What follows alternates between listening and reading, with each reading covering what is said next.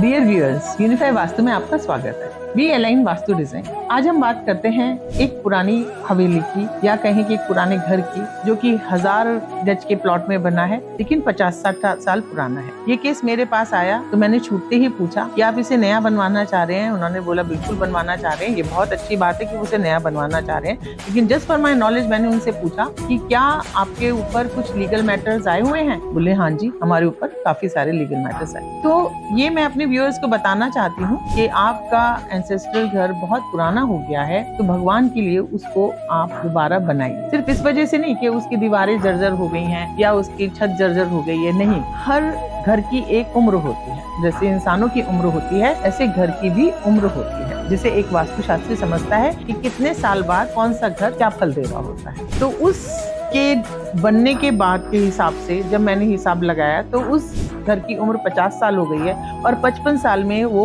उम्र खत्म हो जाएगी उसकी। अगले 5 साल में बिल्कुल उम्र खत्म हो जाएगी, और तब तक बहुत सारी नेगेटिविटीज जैसे एक बूढ़े शरीर में आनी शुरू हो जाती हैं, बीमारियां, परेशानियां।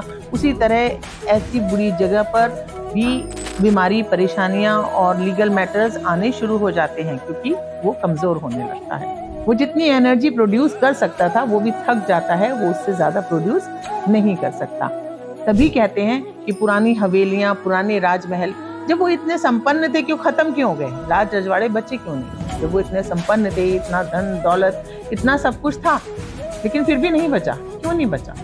क्यों? कि हर घर की एक आयु होती है, ठीक इंसानों की तरह। तो यदि आपके एंसेस्ट्रल घर हैं या बहुत पुराने घर हैं, तो उनकी आयु को समझिए, किसी वास्तुशास्त्री से उसका हिसाब लगवाइए, और देखिए कहीं आपका घर नेगेटिव एनर्जीज तो नहीं इनवाइट कर रहा है, क्योंकि वह बूढ़ा हो गया है। इन सब चीज़ों को समझते हुए आपको अपने घर को चेक ज़रूर कराना चाहिए किसी अच्छे वास्तुशास्त्री से।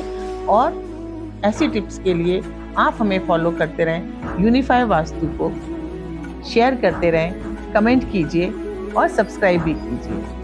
Thank you so much.